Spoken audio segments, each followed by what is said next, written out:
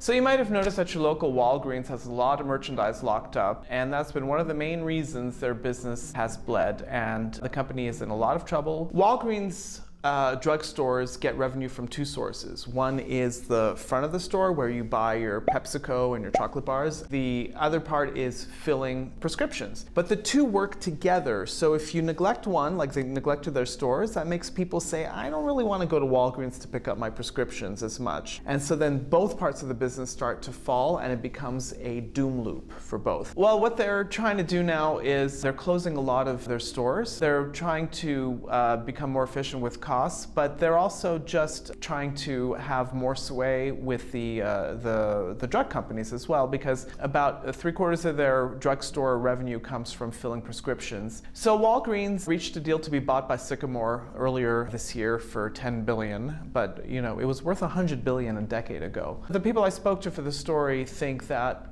going private will allow Walgreens to make those tough decisions, but one of the things that they have to do is reach a new agreement with the drug companies and fix those reimbursement rates. And being private will allow it to do that better and more easily. I think one of the things that sort of surprised me, or I was reminded of it, is how much history this company has. You know, it goes back to the 1920s. By the 1930s, it already had 500 stores and it was in many major markets. They pioneered the drive-through pharmacy, and it just shows you how far a company can fall, a company that was once so innovative and leading, and a few missteps, and you know, they're really on a tight wire now, and we'll see if they make it.